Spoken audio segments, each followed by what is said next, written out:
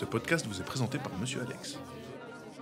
Bienvenue dans Emporté par la foule. Emporté par la foule. Emporté par la foule.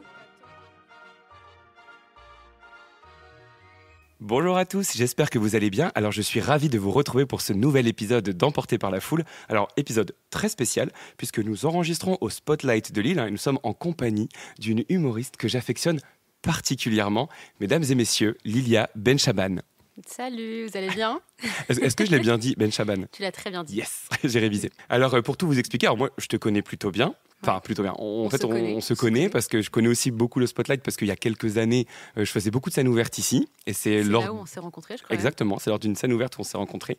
Moi, j'ai un peu pris une pause qui s'est un peu éternisée. Ouais. Toi, tu as pris un train qui s'est un peu accéléré.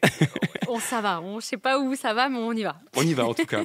Et du coup, là, voilà, je me suis dit pour l'épisode 4, j'avais envie de faire un podcast avec une humoriste ou un humoriste. Et j'ai pensé à toi tout de suite. Je t'ai proposé sur Insta, tu m'as tout de suite dit oui. Exactement. Et nous voilà.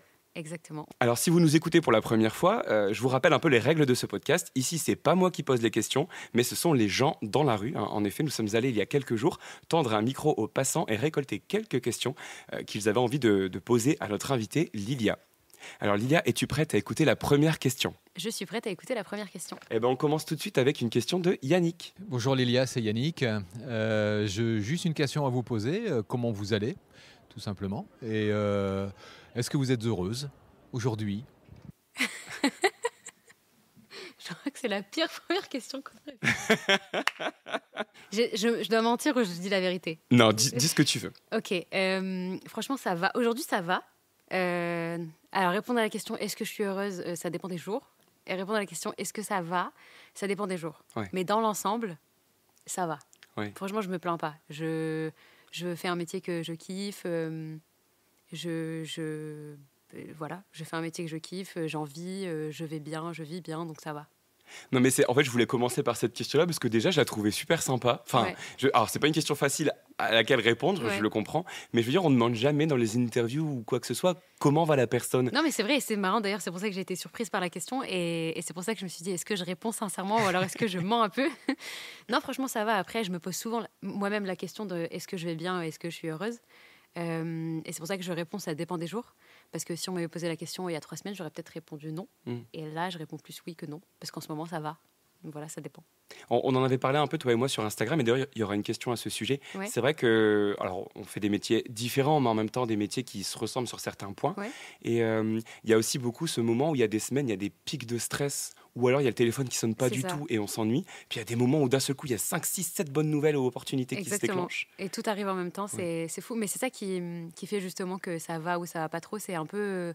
si on fait un métier où il y a un ascenseur émotionnel qui est hyper intense. Et du jour au lendemain, tu peux te retrouver, waouh, t'as passé un super moment. Enfin, perso, quand je monte sur scène et tout, un super public, qui t'ont donné trop d'amour et tout. Et le lendemain, bah, t'es seul chez toi et je sais pas, tu montes sur scène, il n'y a rien qui va. Donc c'est un peu c'est un peu ça, c'est un peu l'ascenseur émotionnel. Donc je pense que ça doit être pareil pour toi parce que, comme tu l'as dit, on a un métier qui se ressemble. Du coup, comme il y a une partie de ce qu'on fait dépend un peu des gens parce qu'il faut qu'on soit validé, bah du coup, ça dépend. Ah bah clairement, c'est vrai qu'on est beaucoup dans le regard de l'autre finalement. C'est ça. Et ce qui est par exemple pour moi, enfin remarque, tu es aussi beaucoup sur les réseaux sociaux, donc en plus toi tu cumules les deux casquettes, c'est que tu t'infliges vraiment la double peine. Mais c'est vrai qu'il y a ce côté, bah voilà, ton moteur, ton essence, c'est le rire des gens, c'est les likes, c'est ça en fait. Et quand ça diminue un peu ou qu'il y a une scène qui s'est un peu moins bien passée, j'imagine que tu dois beaucoup te remettre en question. Bah, tu te remets en question parce que même si on dit souvent oui, il faut pas faire attention à ce que les gens pensent de toi, au regard des gens, etc. Bah, en fait, à la base, on le fait pour les gens. Donc pas dans le sens où on a envie d'être aimé, mais plus dans le sens où on a envie de donner un truc cool aux gens. C'est-à-dire que quand je fais une vidéo ou quand je joue mon spectacle, si les gens n'ont pas rigolé, ça veut dire que j'ai mal fait mon travail. Donc c'est dans ce sens-là où il faut que les gens soient contents. Et quand ils le sont pas, bah, c'est pas cool. Ouais, c'est plus difficile à gérer. On se remet en question. Je comprends carrément. Eh ben écoute, on va passer tout de suite à la deuxième question. Alors je suis désolé, je n'ai pas le prénom de cette personne, donc j'ai mis les points d'interrogation. Il s'est pas présenté. Point d'interrogation, on t'écoute. Alors bonjour Lilia. Premièrement, j'aimerais savoir quel a été ton parcours avant de devenir humoriste actuellement. Alors mon parcours avant de devenir humoriste, j'ai fait des études. J'ai fait des études en économie. Rien à voir avec l'humour. Ouais. J'ai fait un master en éco et en fait j'ai commencé la scène après le lycée. Et du coup, oui, t'as commencé super tôt. Ouais, j'ai commencé genre première ou deuxième année de fac et en fait je faisais en même temps un peu de scène et un peu de mes études. Ok. Et du coup, j'ai un peu cumulé les deux. Et au moment où j'ai terminé mes études, ça a vraiment commencé. Donc ça s'est bien démêlé. Bien copié. Tu as commencé ici au Spotlight? Ma première scène en secret, c'était au Paname à Paris. Ah ouais? Ouais, je l'ai dit à personne. Mais attends, mais c'est quoi cette histoire? genre, je l'ai dit à personne parce que je voulais pas que les gens le sachent. Ouais. Et du coup, j'ai fait une première scène au mois de janvier à Paris. Et ça s'était bien passé. En fait, j'avais fait un petit 5 minutes et tout. Et après ça, j'ai fait ma vraie première scène ici au Spotlight au mois d'avril, je crois. Ok. Mais comment ça se fait que tu es partie à Paris pour faire ta première scène? Parce que c'est osé quand même. En fait, à l'époque, il n'y avait pas énormément de comedy club et il n'y avait pas ce truc de Paris, c'est the place to be pour le stand-up. Du coup, en fait, moi, je voulais juste me cacher. Du coup, pour pas le faire à Lille et potentiellement tomber sur des gens dans la salle qui me connaissent, je me suis dit, il faut que j'aille ailleurs. Je Donc, comprends. je suis partie à Paris. Tu faisais tes études ici à Lille? Je faisais mes études à Lille et du coup, je me suis dit, la Spotlight, c'est un peu connu, tu vois, c'est un bar, donc les étudiants et tout, il y a des gens qui viennent un peu. Et j'avais vraiment peur de tomber sur un pote ou un camarade de classe et tout. Je me suis dit, il faut pas qu'on me voit. Donc, je suis allée à Paris. Et t'as des images? On t'a filmé pour ta première J'ai pas d'image, je crois que je dois avoir une photo de ma première. Je dois avoir une photo de ma première et j'en garde dans mon souvenir. Mais après, quand je suis revenue au Spotlight quelques semaines plus tard, c'était comme si c'était de nouveau la première, tu vois, parce que même si tu as fait une... Enfin voilà, il y avait, quand on est au Spotlight, je sais pas si les gens connaissent, il y a quand même 150 personnes devant toi. Donc c'est pas le Paname où il y avait genre 10 personnes dans le public. Donc c'est vraiment une autre première, quoi. Mais justement, qu'est-ce que pour toi est le plus difficile? C'est de jouer devant 10 personnes ou de jouer devant 150? Quand tu commences, tu sais pas que Ouais. en fait, c'est plus facile de faire rire 150 personnes que d'en faire rire 10. Et du coup, tu te dis, moins il y a de personnes, mieux ce sera. Mais en fait, non, c'est beaucoup plus facile de faire rire un zénith que de faire rire 15 personnes. Bah oui. Ouais. En plus, toi, tu le sais parce que tu as quand même fait des très, très grandes salles. Donc, Je le Non, mais ouais, d'expérience, je le sais. Et en fait, parce qu'un rire en entraîne un autre. Mhm. Et quand tu es dans une grande salle avec plein de monde, en fait, en général, tu es dans le noir. Et du coup, personne ne se regarde parce qu'on est tous concentrés sur le spectacle. Et quand il suffit qu'il y ait un rire genre communicatif et tout, du coup, tout le monde se lâche, en fait. Alors que quand tu es dans un petit endroit, comédie club et tout, où il y a un petit peu de lumière et vous êtes 10-15, les gens rigolent pas de la même façon. puis tu vois les gens du coup. Exactement. Tu vois leur mimique, tu vois Ouais, tout. voilà, c'est ça. Tu sais qu'ils sont pas à l'aise. Donc, et pour avoir été dans le public dans des petites salles, je comprends en fait. Oui, ouais. Du coup, différent. Tu te sens obligé de sourire ou de rigoler parce que tu dis la personne elle te regarde vraiment. Alors qu'au Spotlight, bon, Voilà, c'est ça. on voit pas quand on est sur scène, on a un peu comme la situation dans laquelle on est actuellement, on est sur la scène Exactement. du Spotlight, on a les lumières dans les yeux et on voit pas du tout. C'est ça, tu vois vraiment pas. Tu vois à peine le premier rang en fait. C'est Donc, ça. Et t'as le côté aussi un peu où quand t'es dans une toute petite salle, moi j'ai joué à la Petite Loge pendant longtemps, c'est une salle à Paris de spectacle, c'est le plus petit théâtre de Paris, Mhm. il y a 25 places. Et je me souviens qu'il y a une ou deux fois où on était 10-11, on n'était pas beaucoup. Et les gens n'osaient pas rigoler parce qu'en fait, ils voulaient pas être jugés par les gens d'à côté, Ah oui. parce que tout le monde se voit. Donc il y en a qui riaient, mais vraiment en silence. D'accord. Et donc déjà, c'est drôle à entendre. Et en plus, tu sens qu'il y a le jugement, en fait. On se juge, on se Ouais. sait, on se voit. Donc Ouais. voilà, c'est différent. Je comprends. Et quand tu revois du coup quelques années après, quand tu repenses à cette première scène Ouais. et que tu es là aujourd'hui quelques années plus tard avec tout ce que tu fais, parce que on peut le rappeler, alors moi je suis peut-être pas au courant de tout, mais tu as quand même fait des salles incroyables. C'est quoi d'ailleurs la plus grande salle, enfin en tout cas la date la plus prestigieuse selon toi que tu as faite?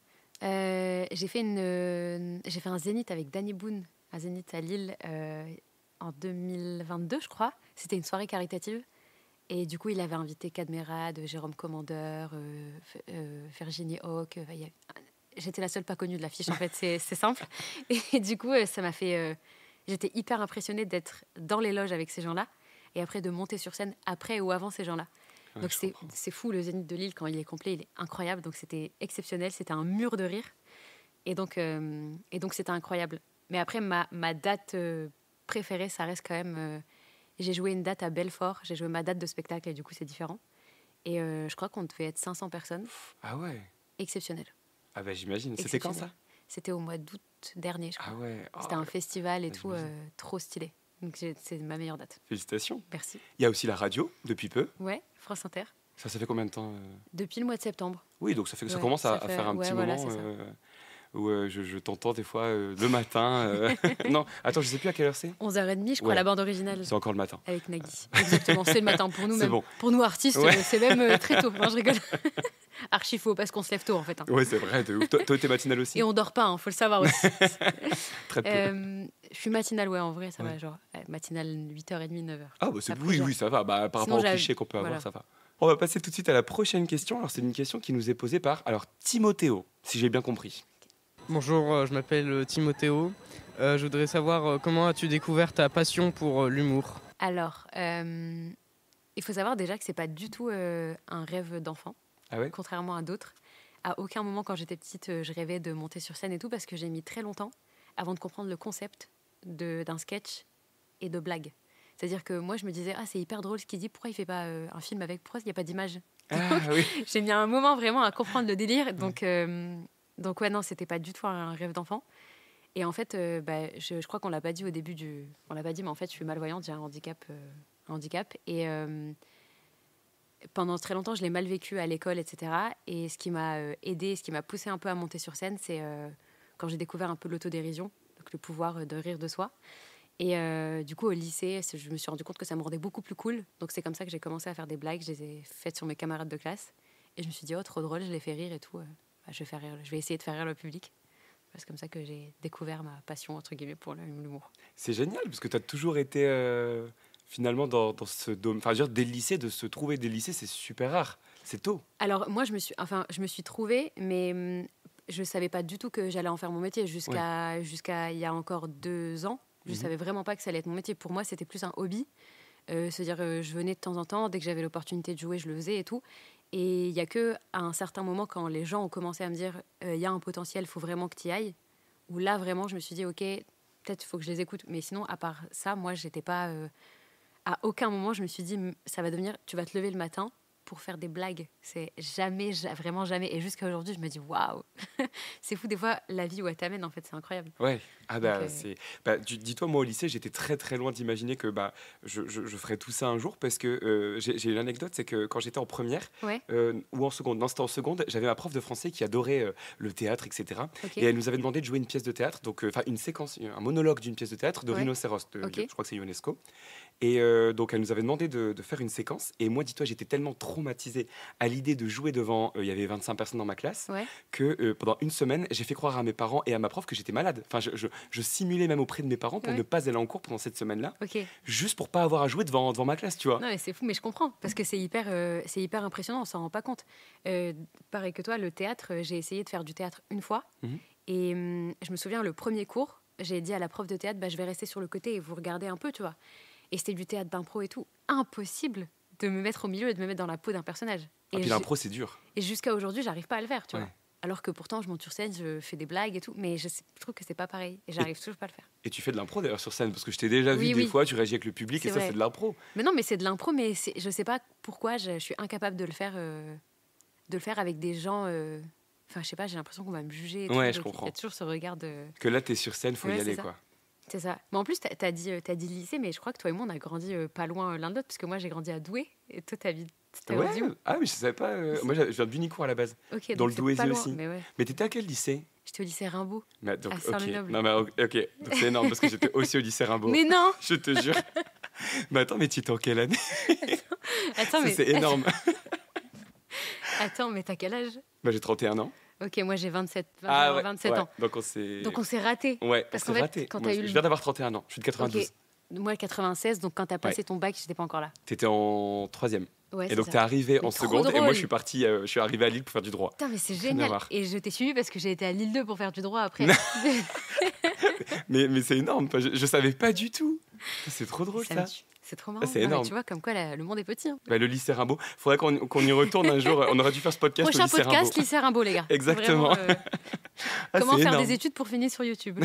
Oui, parce qu'en plus, t'as fait un master en éco, j'ai fait un master en droit. Mais rien à voir. Mais tu vois, c'est fou. C'est trop drôle.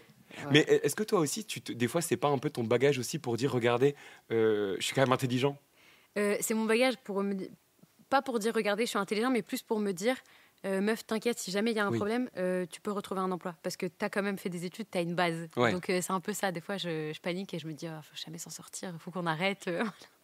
Moi, des fois, je t'avoue que le diplôme, je le sors un peu, mais ça, c'est normal, c'est parce que c'est plus ces clichés qu'on a sur YouTube, et même si j'aime pas ce mot, sur les influenceurs, par rapport aux humoristes, parce que les humoristes, on sait, c'est bien accepté, ça fait des années qu'il y en a, donc on n'assimile pas les humoristes à des gens un peu teubés, alors que les gens qui font des vidéos sur Internet... Ouais, ils se disent, c'est quelqu'un qui a cherché une voie, il l'a pas trouvé, donc par hasard, ça a marché. Ouais, c'est pas cool, j'aime pas ces clichés, parce que c'est pas vrai du tout. Il y a énormément de youtubeurs aujourd'hui, et en plus, YouTube, c'est hyper large, ça veut dire que sur YouTube, tu peux faire le truc le plus bête du monde, enfin bête avec des guillemets, parce que pour moi, rien n'est bête, mais c'est juste... tu peux faire le truc le plus simple du monde, comme faire des trucs... Enfin, je sais pas, il y a énormément de sujets qui sont exploités sur YouTube, donc tu peux pas mettre tout le monde dans le même sac en disant quelqu'un qui a comme métier youtubeur, il a rien fait de sa vie, ou... C'est faux, c'est complètement faux. De toute façon, je vais vous prouver en l'espace de 10 secondes que à faire des études, ça veut pas dire que vous êtes intelligent. Il y a 2 jours, 20 minutes, je suis restée devant ma machine à café. J'ai un master en économie, ok, un bac +5, les gars, que j'ai eu avec mention. Je suis restée 20 minutes devant ma machine à café à me dire putain, pourquoi elle ne s'allume pas. J'étais déjà sur le site de Nespresso et j'envoyais déjà des mails pour dire ma machine à café elle fonctionne pas, c'est quoi ça? Elle n'était pas branchée. Ah, je le sentais. Ah oui, il faut que tu fasses une vidéo là-dessus. Mais personne va te croire que c'est vrai en plus. Et je te jure qu'elle était pas. Et je me suis dit, mais meuf, vraiment, remets-toi en question, quoi. À un moment donné. C'est énorme. Donc voilà. J'adore. Ça veut rien dire. Eh ben, écoute, on va passer justement maintenant à une petite séquence. C'est-à-dire que pendant ce podcast, en fait, à chaque fois, il y a des questions, mais on a aussi nous posé des questions aux personnes qu'on a croisées, à la foule. Et on a eu quelques-unes de leurs réactions qu'on a compilées dans un petit audio qu'on va diffuser maintenant et auquel tu pourras réagir par la suite. Trop bien. Et la question, en fait, c'est la place des femmes dans l'humour aujourd'hui. Ok. Je pense que c'est comme dans la société en général, la femme est toujours en minorité, c'est assez compliqué. Je trouve que la femme est un peu mise de côté dans l'humour, dans le sens où elle est toujours cantonnée au même type d'humour. Écoute, pour la place de la femme, je pense que c'est comme tous les arts, et pas que les arts d'ailleurs, c'est sous-représenté, tout simplement parce que là, si je devais réfléchir à un nombre d'artistes féminines, je pourrais t'en sortir que 3, alors que là, j'ai plein de têtes de mecs, et je me dis que du coup, comme on est censé être pair, on est censé être moite-moite, tu vois, et là, j'ai pas assez de noms. Et devrait plus en avoir, ça mettrait en lumière des problématiques liées spécifiquement aux femmes, et de pouvoir en rigoler, et ce serait une bonne chose. Il y en a de plus en plus et elles se permettent plus de choses et ça c'est trop bien en fait. Girl power. En tout cas moi, l'humour des femmes, je l'aime beaucoup plus que l'humour des hommes. Je pense que de ce côté-là, ça a pas mal évolué et que peut-être sans être sur un pied d'égalité, je pense qu'on a vraiment fait pas mal de chemin positifs dans ce domaine. Non, je pense qu'il y a toujours une différence entre hommes et femmes, notamment dans l'humour et n'importe où. Parce que je pense qu'il y a certaines blagues, notamment ça peut être plus on va dire tourné cul, où ça passera mieux par un homme que par une femme. Alors que même s'ils disent la même chose, je pense que le fait que ce soit une femme, on a toujours plus d'exigences vis-à-vis d'une femme que vis-à-vis d'un homme. Le monde doit se féminiser de toute façon. Il y a trop d'hommes qui prennent des décisions dans ce monde. Je suis un homme et la plupart des décisions importantes que j'ai prises ont été directement inspirées par des femmes autour de moi. Moi, je pense qu'elle arrive en masse et je pense qu'elle va vite finir par prendre le dessus et je pense qu'on en a vraiment besoin. Ok, franchement, hyper stylé les réponses, c'est trop bien. J'adore. C'est des réponses qui, alors certes, sont mitigées sur le côté les femmes ne sont pas encore assez présentes, mais tout le monde en veut plus en tout cas. Exactement, ouais, ils sont tous d'accord pour dire que les gens en veulent plus. Alors c'est vrai que la femme dans l'humour est sous-représentée, mais en fait, c'est pas dans le sens où... Parce que je pense que ce que les gens pensent, c'est qu'il y en a certaines qui doivent être stoppées à l'entrée. En fait, c'est pas le cas, c'est juste qu'on est... en termes de nombre, on est moins nombreuses à faire de l'humour. Donc forcément, on est moins nombreuses à monter sur scène. Du coup, il y a moins de personnes. On va dire que on est 500 humoristes. Sur les 500 hommes-femmes confondus, si on est genre que 200 femmes, il y a 300 hommes, et parmi le nombre de personnes qui vont, entre guillemets, percer, qui vont gravir les échelons, etc., il y aura beaucoup plus d'hommes que de femmes. Donc on entendra parler de 2 femmes seulement pour 10 hommes. Ouais. C'est juste proportionnel en fait au nombre de personnes qui montent sur scène, mais ça n'a rien à voir avec le fait t'es une femme, je te fais pas jouer. Ça, c'est vraiment pas le cas. Donc pour le coup, je parle de mon expérience personnelle. J'ai jamais vécu de discrimination parce que j'étais une femme. Au contraire, elles sont même plus recherchées parce que pour le coup, il y en a tellement peu entre guillemets qu'on c'est une sorte d'accélérateur. Exactement, on essaie vraiment de les mettre en avant et de faire en sorte qu'à chaque quand tu fais des plateaux d'humoristes ou quand tu fais des festivals, etc., les gens font vraiment en sorte qu'il y ait des femmes, en fait. Il y a des femmes qui représentent la féminité et qui représentent la femme et qui sont là pour... après, tu peux pas forcément être à égalité parce qu'ils sont plus nombreux que nous, donc c'est normal. Ouais. Mais tu sens que c'est en train d'évoluer? Tu sens qu'il y a de plus en plus de femmes dans l'humour? Jusqu'à aujourd'hui, on est encore en minorité. C'est-à-dire que des fois, je me suis très très souvent retrouvée avec 5 mecs sur scène et je suis la seule fille. Ça arrive encore aujourd'hui, mais j'espère qu'elles seront de plus en plus nombreuses et je les encourage vraiment à le faire. Après, pour l'instant, c'est pas le cas. Pas pour l'instant. On est là, mais on n'est pas assez nombreuses. Il y a une des raisons évoquées aussi, qui est peut-être quelqu'un parlait que c'est pas le même type d'humour et que les femmes, par exemple, ne pourraient pas parler de cul, tout simplement. Est-ce que c'est quelque chose auquel toi, tu avais déjà fait le constat ou tu n'es pas forcément d'accord? Alors, ça m'est arrivé 1 ou 2 fois de constater que, par exemple, tu sais, quand on fait un plateau d'humoristes et qu'on est plusieurs humoristes, il y a 3 mecs qui vont passer et au moment où il y a une femme qui va passer, les gens vont se lever pour aller faire pipi. Ah ouais? Par exemple. Ouais, ils vont en profiter pour aller faire pipi. Ah ouais, énorme. Je m'étais pas rendu compte. Et moi non plus, je m'en étais pas rendu compte et on me l'a fait remarquer. Et je me suis dit, putain, c'est vrai. Et je sais plus, une fois, je montais sur scène, on était à Paris. Et je vois 2-3 personnes se lever. Je me dis, ok, donc les gens vont vraiment faire pipi, ce n'est pas un mythe. Donc ouais, peut-être parce qu'il y a l'inconscient qui fait, elle a un truc moins intéressant à dire ou... Enfin, je sais pas, c'est dommage de penser comme ça, mais c'est encore le cas. Après, heureusement, c'est pas la majorité des gens. Mais c'est vrai que ça arrive. Après, est-ce qu'on a le droit de dire certaines choses ou de pas le dire, etc. Je sais pas. Moi, perso, je suis de la team, je prends la parole, j'attends pas qu'on me la donne, en fait. Donc vraiment, j'encourage les gens à faire ça parce que n'attendez jamais rien des autres. Enfin, si vous avez envie de faire un truc, faites-le. Et croyez-moi que si votre blague est drôle, peu importe ce que vous direz, elle est drôle. C'est tout. Donc...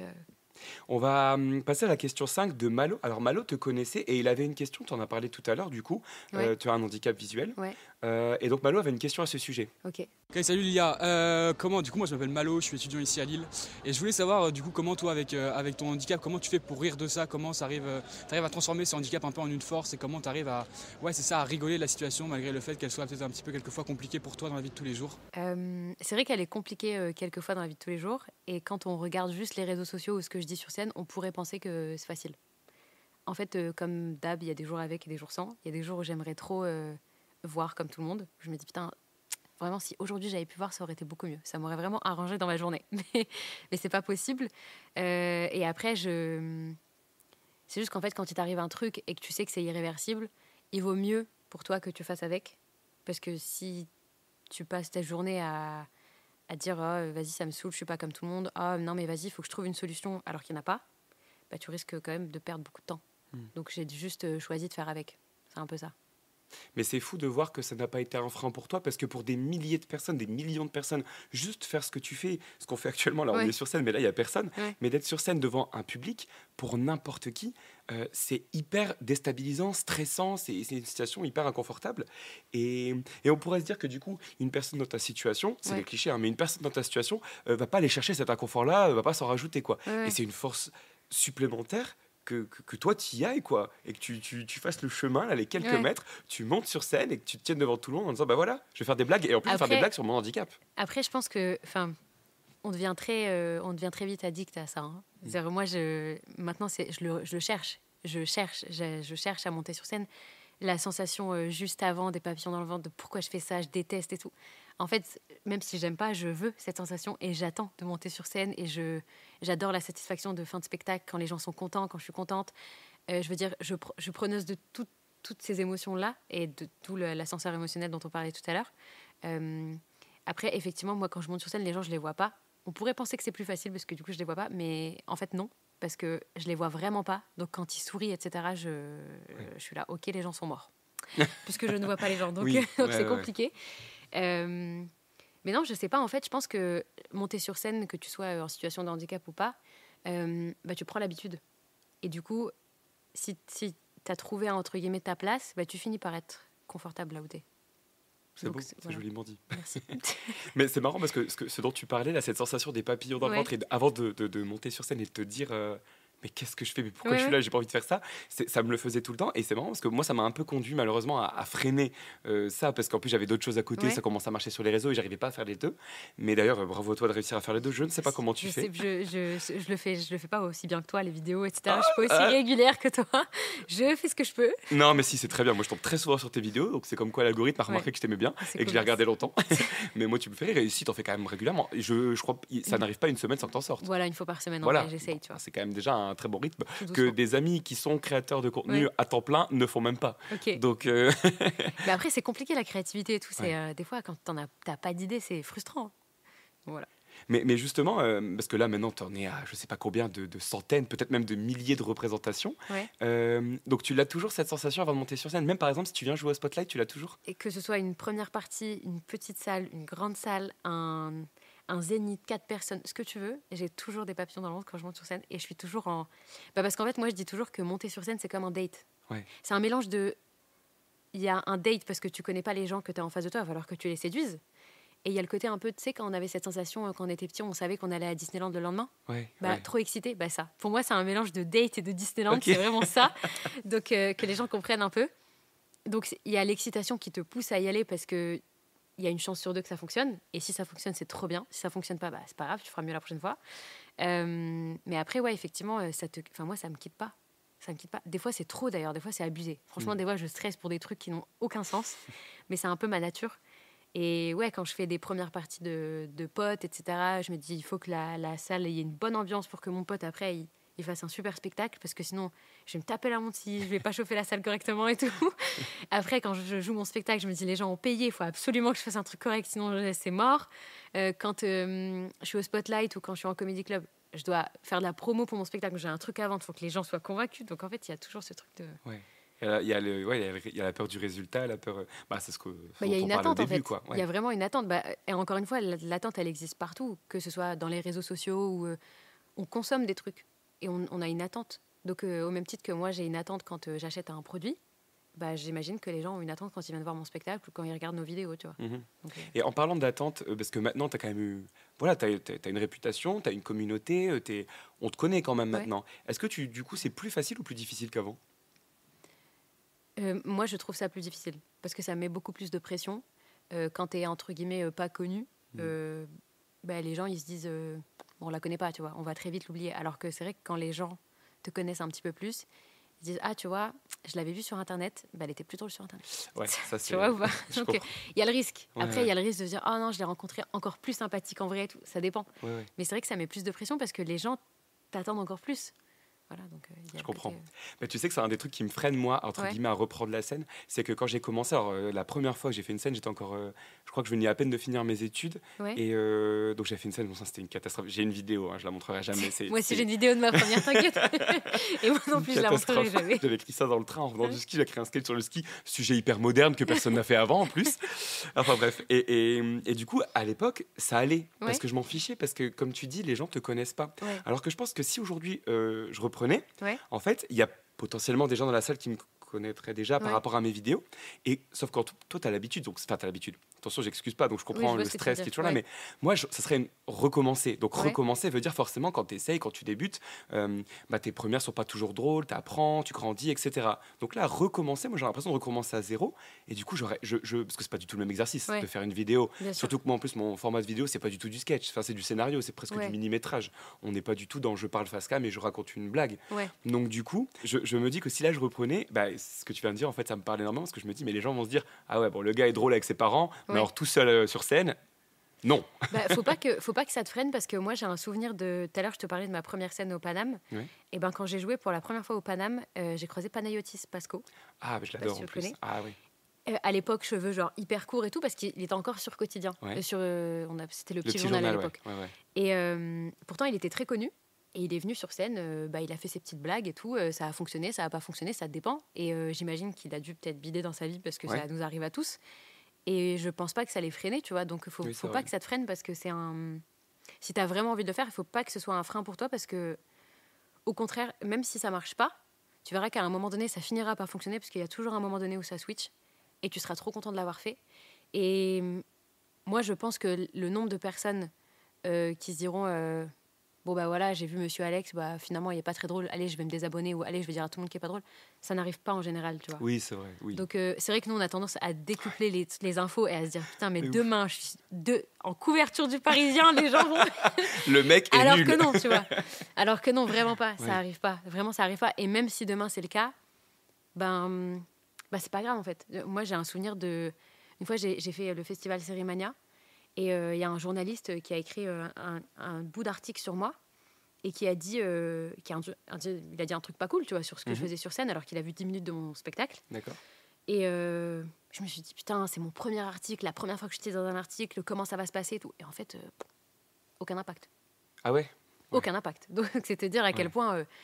Enfin, voilà. Oui, les gens, ils se font leur propre avis eux-mêmes. Déjà, les gens se font leur propre avis. Et en plus, si demain, quelqu'un dit... je suis allée le voir sur scène, il est nul. Il y a 2 catégories de personnes. Il y a ceux qui vont le croire et qui vont passer à autre chose. Et il y a les gens qui vont dire, tiens, je vais aller vérifier. Ouais, c'est vrai. Donc, c'est vrai.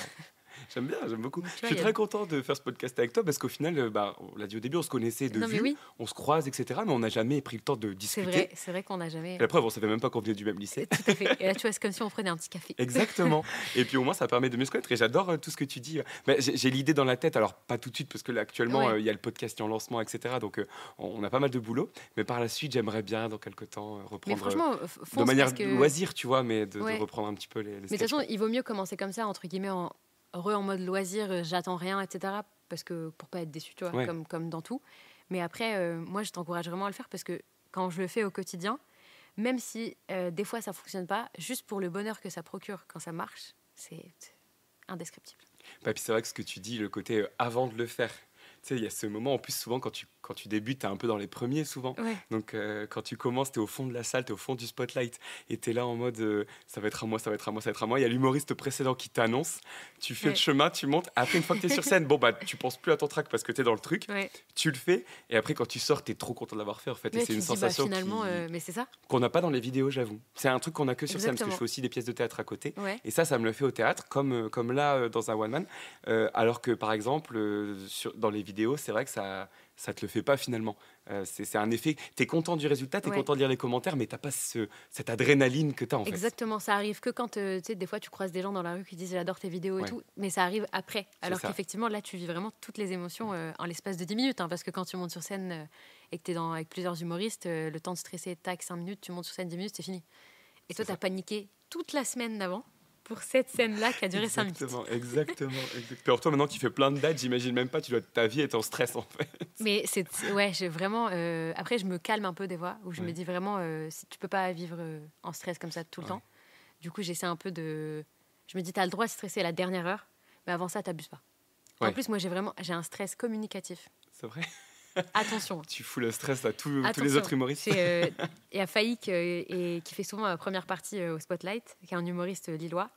Et quand il a fait la première de mon spectacle, la première partie de mon premier spectacle, il me disait mais vas-y détends-toi, ça va aller et tout. Et il a refait une date récemment et entre deux j'avais joué genre 10 fois mon spectacle à Paris et tout. Il dit mais je comprends pas, t'es toujours aussi stressé que la première fois, tu peux pas arrêter et tout. Je dis bah non, ça ne me quittera jamais. J'adore. C'est vrai que Faïk qu'on embrasse et que j'aime aussi beaucoup particulièrement, il est aussi génial et je pense que comme toi en tout cas il va aller très loin. On lui souhaite. Écoute, c'est le moment de passer à la prochaine question. Donc c'est une question de Céline. Alors pareil, Céline te connaissait et donc elle a abordé également alors là on va quitter un petit peu le thème, donc c'est la dernière question sur ce sujet, mais là on va quitter un petit peu le thème de l'humour pour s'intéresser, si tu es OK avec ça, plus à ton handicap. Okay. Et en fait Céline avait une question à ce sujet. Salut Lilia, c'est Céline.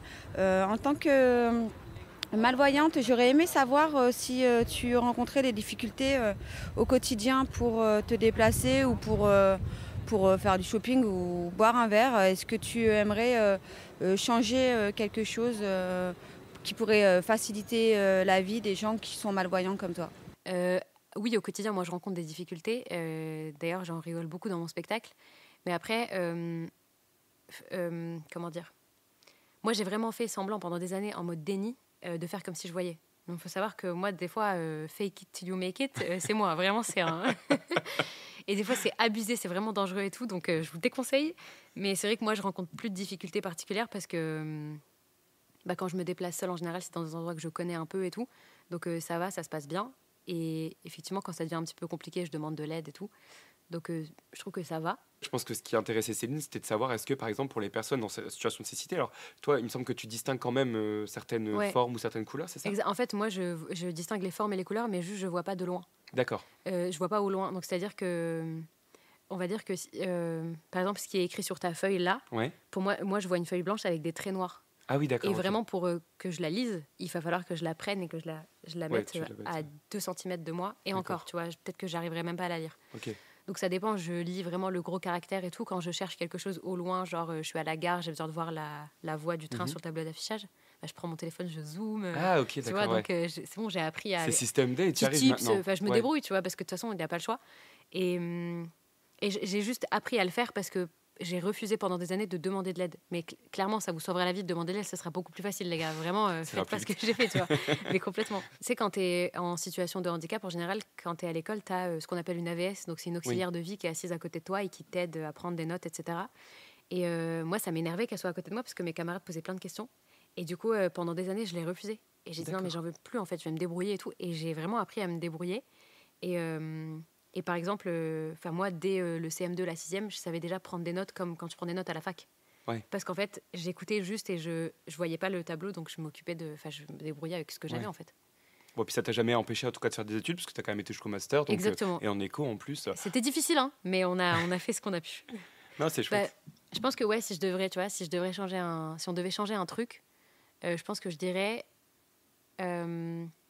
faciliter vraiment justement, j'ai fait des études et tout, et même si genre il y a au lycée, à la fac, etc., un pôle handicap et tout, des fois on n'ose pas y aller parce qu'on n'a pas envie, des fois on n'ose pas déranger, il y a la peur de tout ça, donc des fois tu préfères rester 2 heures en amphi. Moi ça m'arrivait des fois de rester 2 heures en amphi sans voir ce qu'il y avait au tableau, et de galérer, tu vois, et le jour des partiels vraiment de souffrir parce que je voyais pas ce qu'il y avait au tableau. Et donc je pense que c'est ça, faciliter un peu plus l'aide et dire aux gens que c'est ok de venir avec leurs différences. Maintenant c'est clair et c'est certain. Tu tomberas sur des profs dans ta vie, si tu fais des études, il y en a qui seront à fond avec toi et il y en a qui ne te soutiendront pas. Voilà, parce qu'il y a des profs, excuse-moi de le dire, c'est un peu des connards, et donc eux c'est égoïsme, égocentrisme, ils n'ont pas le temps, ils sont pas là pour entre guillemets aider les autres, du coup ils vont juste faire leur cours et partir. Voilà. Après perso, j'ai un caractère qui fait que je lâche pas l'affaire, et donc quand vraiment on me respecte pas, je fais en sorte que tout le monde le sache. Donc c'est une force. Donc voilà. Non, mais après tu vois, il y en a qui ont pas cette force de caractère. Et moi, ça me fait de la peine de savoir que certaines personnes n'oseront jamais demander un truc parce qu'elles se sont fait recaler une fois dans leur vie, et du coup elles vont pas le faire. J'avais raconté une anecdote une fois sur les réseaux. J'avais raconté, tu sais, j'ai une carte d'invalidité, du coup elle me permet de pas faire la queue dans les magasins. Ouais. Et je voulais aller chez Zara aux cabines d'essayage. Et du coup, j'ai dépassé un peu la queue. Je suis allée voir le monsieur des cabines et je lui ai dit, est-ce que je peux passer ? Et il m'a regardé de haut en bas. Il a regardé ma carte d'invalidité, il m'a regardé de haut en bas. Il m'a dit, je pense que physiquement, vous pouvez attendre. Ah ouais, d'accord. Là, je me suis dit, ok. En plus, il l'a dit bien fort, tu vois. Ouais. Et donc, j'étais très gênée. Mais je me suis dit, c'est pas grave, t'inquiète, je reviens. Je suis allée voir le manager et je lui ai dit, vous allez chercher votre gars et vous lui dites de s'excuser. Du coup, il s'est excusé. Je lui ai dit, non, vous allez pas le faire ici, vous allez le faire devant toute la file d'attente devant laquelle vous m'avez affiché. Waouh.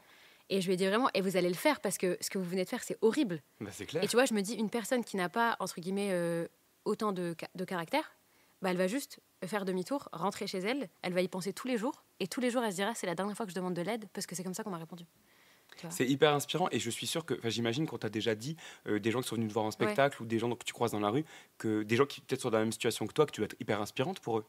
Je sais pas si tant mieux si ça peut les aider, tu vois, mais moi vraiment, je pense que, en fait, il y a des gens qui manquent un peu de tact et qui se rendent pas compte.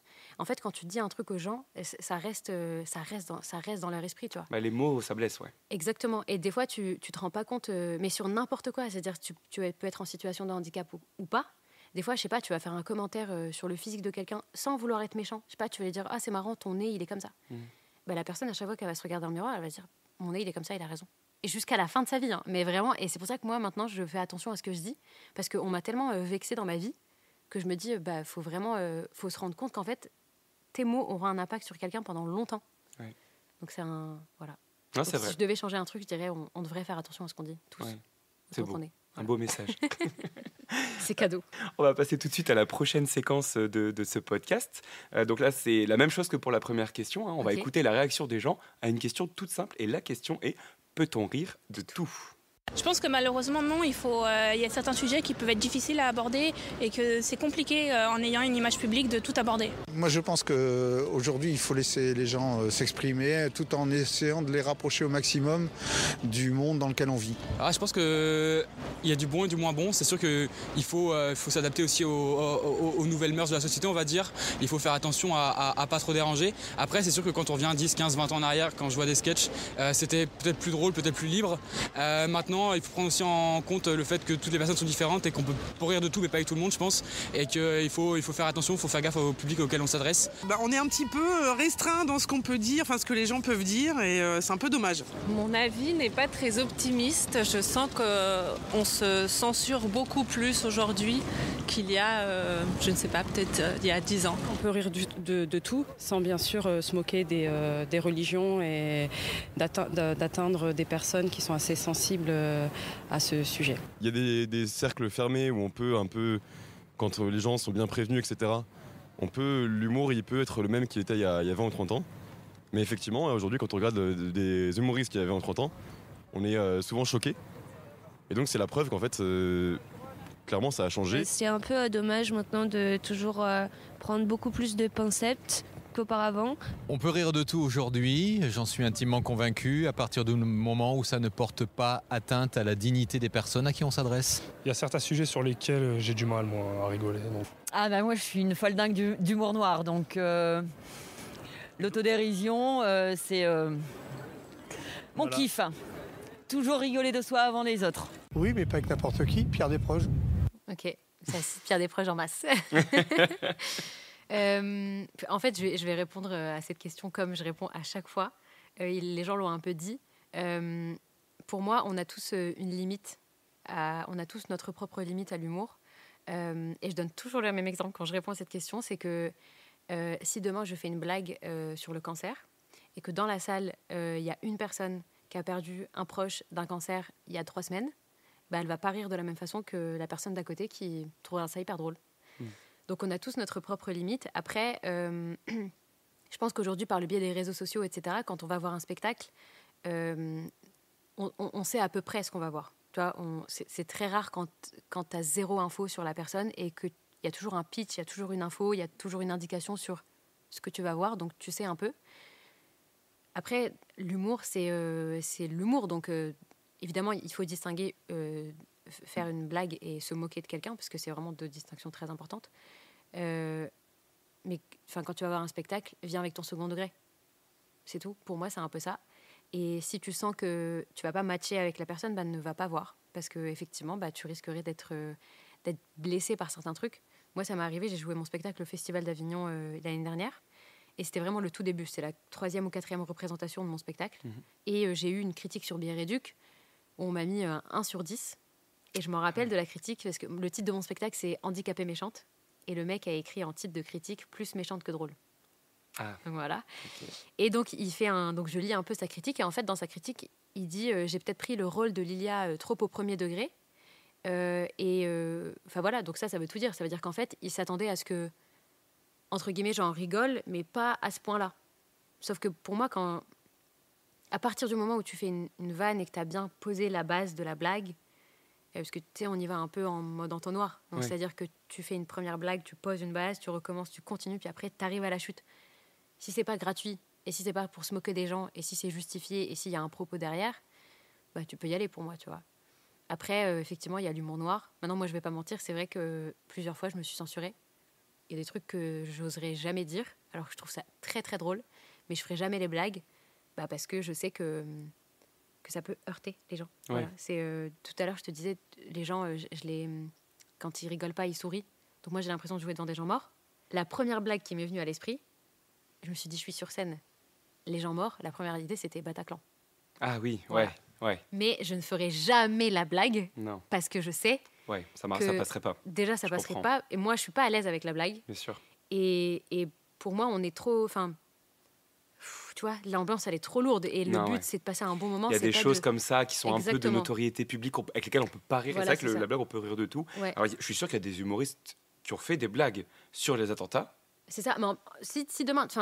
tu peux faire une vanne sur le... Pour moi, tu peux faire une vanne sur le Bataclan, parce qu'il y en a qui l'ont fait, tu vois.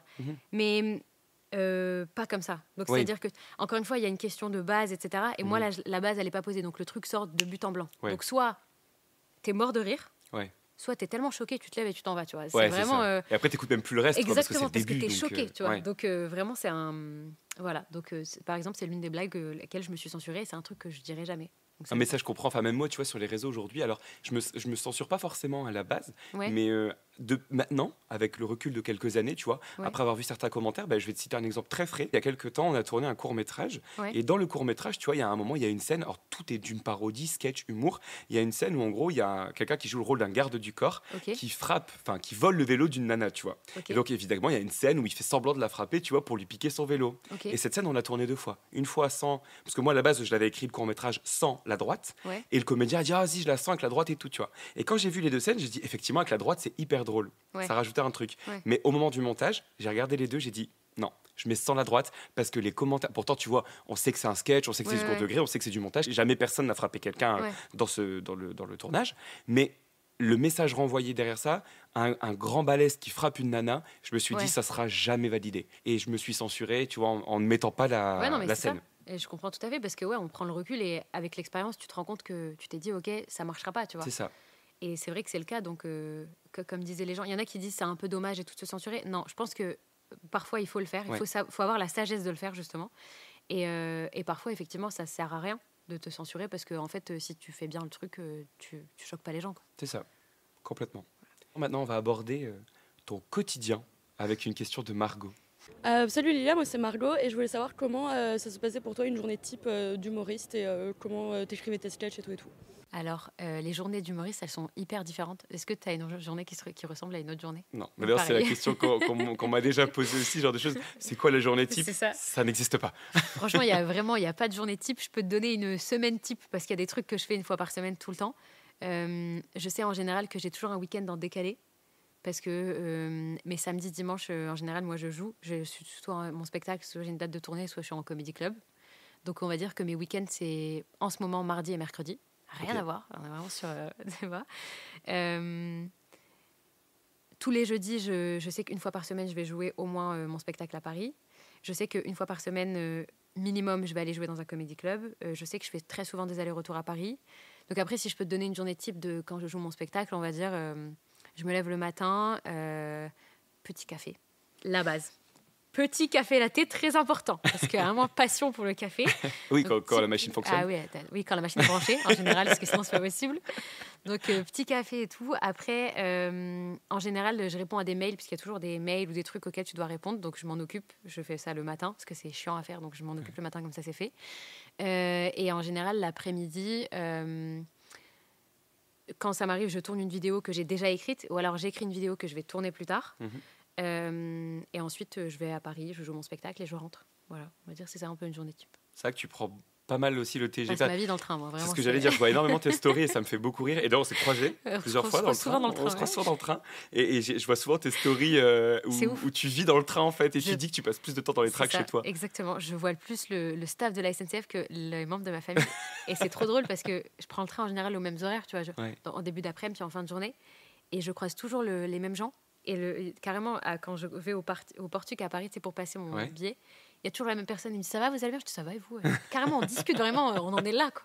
C'est génial, c'est génial. Donc, ouais, non, du coup, voilà, c'est un peu ça la journée. Et c'est vrai que tu bouges beaucoup. Enfin, tu peux aller à Nantes. Je sais que tu peux aller. Enfin, tu vas vraiment partout en France. Ouais. C'est pas trop dur parfois de pas avoir de quotidien. Bah, en fait, comme moi, je suis seule et que j'ai pas d'enfants, etc., bah, en fait, la vie, elle dépend que de moi. En fait, c'est moi, ma valise, je fais ma vie. Donc, c'est vrai que c'est plus simple.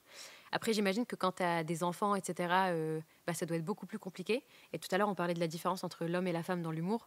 Bah, il y en a une énorme. C'est-à-dire que quand tu es une maman, bah, ça doit être beaucoup plus compliqué que quand tu es un papa, tu vois. Après, c'est peut-être un gros cliché. Les gens vont peut-être pas du tout être d'accord avec moi. Il y a peut-être une mère humoriste qui va se manifester et dire « Ouais, moi, je te signale !» Par exemple, il y a Élodie Pou, elle a des enfants, je crois.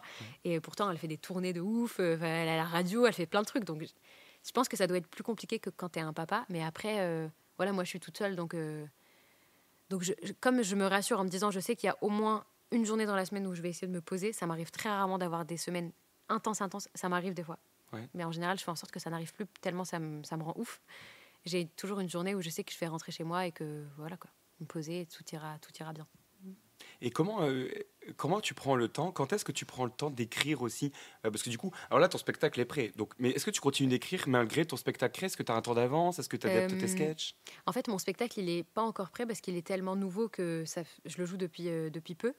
Ça fait 1 an que je le joue. Et en fait, dans les 1 an, il y a 6 mois qui m'ont servi à jouer mon spectacle exclusivement pour être beaucoup plus à l'aise sur scène. D'accord. Donc, tu vois, c'est plus un travail de moi sur scène que de texte en lui-même. Après, le texte, il bouge encore beaucoup et il va bouger parce qu'il y a des trucs dans mon spectacle qui me font moins rire et que j'ai plus envie de mettre, qui me faisaient rire avant, qui me font plus rire maintenant. Et du coup, je continue d'écrire. Et aussi, je continue d'écrire parce que mon spectacle, pour le moment, il fait genre 55 minutes, 1 heure. Donc, c'est un bon format quand tu joues ton spectacle à Paris. Mais quand tu joues en tournée, en général, il faut que tu aies un petit peu genre 1 heure, 1h10, 1h15 de spectacle. Et du coup, il me manque un petit sketch sympa à écrire. Et donc, je suis encore en train d'écrire. Et puis après, en général, j'écris soit pour les vidéos, soit pour la radio. Donc, je le fais. Je n'ai pas de routine précise pour écrire. Je sais qu'en général, je commence. C'est-à-dire, quand j'y pense, je fais toujours des 2-3 premières notes dans le train, parce que je suis souvent dans le train, du coup. Et donc, c'est un endroit où tu es posé, donc ça va, tu peux travailler. Donc, je fais toujours ça. Et puis après, je m'y remets soit le lendemain, dans la soirée, dans la journée. Quand j'ai du temps, je m'y remets. Et à un moment donné, ça finit par se faire. Et après, mon spectacle est quasiment écrit. Et pour la fin, pour le pimper un peu, j'ai demandé à un auteur de m'aider, qui est Clément Charton, qui bosse avec moi du coup sur ça, et qui bosse avec moi aussi sur les chroniques. Et du coup, voilà, on écrit ensemble, donc on fait ce qu'on appelle un ping-pong, c'est-à-dire qu'on se renvoie les textes, il écrit, j'écris, il écrit, voilà. Ok, chouette. Et ben justement, j'allais te demander aussi, t'as un entourage quand même, parce que bon, ça marche bien pour toi, donc j'imagine qu'au fur et à mesure, il y a des gens aussi qui se greffent autour de toi. T'as un entourage professionnel qui t'aide et qui t'accompagne dans ton développement de carrière? Jusqu'à présent, jusqu'au mois de janvier, j'étais seule. D'accord. Et très récemment, j'ai signé dans une boîte de production, 20h40 Production, Everon Production. Et du coup, on travaille ensemble. Donc, c'est eux qui organisent mes dates de tournée, c'est eux qui contactent les villes pour que je puisse passer avec mon spectacle, etc. Voilà. Ça a tout changé peut-être? Ça aide énormément parce que ça me soulage sur plein de trucs. J'imagine. Parce que tu peux pas gérer le côté administratif. Il y en a qui savent le faire, moi je suis pas du tout organisée, donc c'est horrible, je déteste ça. Vraiment, j'ai horreur de l'administratif, c'est impressionnant, c'est ma phobie. Donc ouais, non, ça m'aide énormément qu'ils soient là et je sais pas, des fois tu as des questions, tu les appelles et tout sur certains points. Ils ont une expérience quand même que j'ai pas parce que ça fait 5 ans mais je viens de commencer quand même, tu vois, c'est tout frais. Ça reste frais, ouais. Exactement. Donc voilà, l'entourage il est récent, mais sinon jusqu'à présent j'étais toute seule. D'accord, voilà. Super. On a une dernière question, une question de Irène. Okay. Alors moi c'est Irène, je viens de Madrid et Lilia, je voudrais te demander quelle est la dernière chose à laquelle tu as rêvé? C'est marrant parce que moi j'ai toujours eu un rêve et mon rêve dans la vie c'était d'avoir une fast life. Voilà, c'est-à-dire tu l'as. Voilà, c'est-à-dire que j'avais vraiment En fait, quand j'étais plus jeune, je voyais des films à la télé et tout. Et tu sais, la meuf qui court avec son café et tout. Gros cliché, je suis arrivée avec un café tout à l'heure. Ouais, c'est vrai, t'es arrivée avec un café. Et c'est vraiment ça, genre, j'aime trop... j'aime, tu vois, le côté pas de routine, le côté il faut toujours se dépêcher et tout, même si c'est hyper fatigant. Et des fois, t'as besoin d'une pause et tout. J'aime trop cette vie-là. Et c'est vraiment... mon rêve, c'était ça. C'était d'avoir une fast life. D'être dans les hôtels, de ne pas te réveiller toujours au même endroit. Alors je comprends à 1000% parce que c'est à peu près le même rêve que toi. C'est que j'adore ces semaines. Alors même si à la fin de la semaine, tu es épuisé, que des fois tu te plains et tu dis j'aimerais bien 2 jours à rien faire. Ouais, voilà, c'est ça. Mais ce côté, je te jure que moi j'adore prendre le TGV par exemple. Moi aussi, parce que c'est trop bien. Bah, tu vois, vendredi par exemple, j'ai été enregistré un podcast à Paris. Bim, le soir tu reviens, le lendemain tu sais que tu vas faire ça. Tu vois, il y a le côté. Je comprends complètement. En plus, je vois des fois, tu vas souvent en week-end et tout, à droite à gauche avec tes parents ou avec tes potes. Ouais, moi, je fais un peu le même truc où des fois, je sais que ça m'est arrivé une fois, il y a une semaine où c'était vraiment ouf. C'est-à-dire que j'étais lundi matin, je partais à la radio. À 13h, je devais aller à l'aéroport parce que j'allais en Turquie avec mes copines. J'adore. On est resté 5 jours. Je suis rentrée chez moi le soir, j'avais mon spectacle. Enfin, des trucs de ouf. Et franchement, c'est fatigant, mais c'est trop bien. Parce que je me dis, ok, c'est hyper excitant et tout. En fait, t'as l'impression de ne pas passer à côté de ta vie. Tu te dis, t'as qu'une vie. Alors, même si c'est hyper fatigant et que des fois, t'as besoin de faire des pauses. C'est ça. Tu te dis waouh, elle est à 1000%, t'as plein d'émotions et par contre quand ça va très bien, ça va très très bien très haut et quand ça va très mal, ça va très très mal très bas. Très bas, mais vraiment, on touche le fond, hein. Vraiment, on va vraiment bas. Mais on a vraiment beaucoup trop de points communs, c'est fou. Incroyable. Génial ce podcast. Non mais ouais, je pense que c'était ça un peu mon rêve. Et tu sais, des fois j'en parle aux gens et il y en a qui supportent pas. Il y en a qui ont besoin d'avoir une routine et tout. Et c'est marrant parce que quand tu échanges avec les gens, tu te rends compte qu'effectivement on a tous des des moods un peu de vie différents. Et par exemple, moi, j'ai des copines qui ont une vie très simple. Elles sont des petites cadres dynamiques. Elles vont au boulot à 9h, elles rentrent chez elles à 17h. Et ça leur convient très bien. Et elles me disent, je sais pas comment. Des fois, pour le peu qu'elles aient une formation ou deux à Paris, ça les rend ouf. Elles sont là, je suis jamais meuf. Moi, je veux dire, Paris, je te fais ça en une demi-heure, je rentre chez moi. Tu vois, Mais il y a aussi un côté zone de confort, je pense. Ouais, voilà, c'est ça. qu'on est tellement habitué à sortir de notre zone parce qu'on se challenge tout le temps, on va tout le temps chercher des nouveaux objectifs, des nouvelles rencontres, des nouveaux moyens, etc.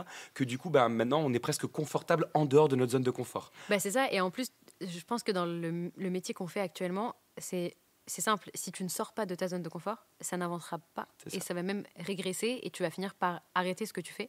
Parce qu'en fait, c'est ça un peu la difficulté du truc, c'est que déjà, il faut se renouveler tout le temps, parce que t'es pas à l'abri que demain, il y a quelqu'un qui fasse ce que tu fais, mais encore mieux. Et alors là, c'est fini pour toi, tu vois.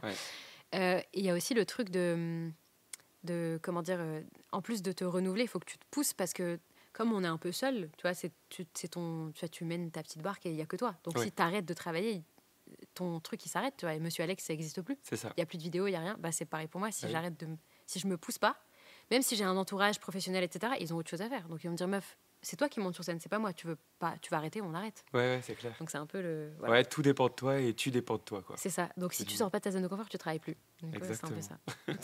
Franchement, merci. Mais vraiment, merci beaucoup, Lilia, pour ce podcast. J'ai passé un super moment. Mais pareil, c'est passé très très vite. Je sais pas depuis combien de temps on est là. Ça fait une heure. Ça fait une heure qu'on discute. Ça passe trop vite. Et c'est passé trop vite. Je te remercie vraiment d'avoir pris le temps de venir, de répondre à nos questions. Alors, j'allais dire de venir pendant ton week-end, mais non, parce qu'on enregistre un lundi. Donc, mon week-end, c'est demain. Et encore, mon week-end saute, parce qu'en vrai, demain, je suis pas en week-end. Tu joues demain, c'est ça? J'ai le tournage d'une émission au Fridge Comedy Club qui passe sur Canal, donc je suis demain à Paris. D'ailleurs, tu dois avoir des opportunités, j'imagine, parce que tu as quand même une notoriété qui explose vraiment, enfin, on te connaît beaucoup. Tu dois avoir des fois des opportunités qui vont venir. Et ça t'a jamais tenté, parfois, l'acting, l'audiovisuel j'ai jamais provoqué les choses pour moi devenir actrice et tout, parce que j'ai jamais fait de théâtre et tout, donc pour moi, j'ai pas ma place du tout dans le truc. Mais après, j'ai déjà joué dans des petits trucs. Et par exemple, j'ai tourné l'année dernière une série qui s'appelle Les Chroniques du Charbon, qui a été tournée en Belgique et qui est produite par la RTBF, qui est une radio belge. Et en fait, c'est eux qui m'ont dit, viens et tout, on aimerait trop t'avoir dans la série, etc. Et comme c'est un petit peu humour et tout, fallait être naturel. T'avais pas besoin d'avoir un talent d'acteur de ouf, de faire ressortir tes émotions et tout.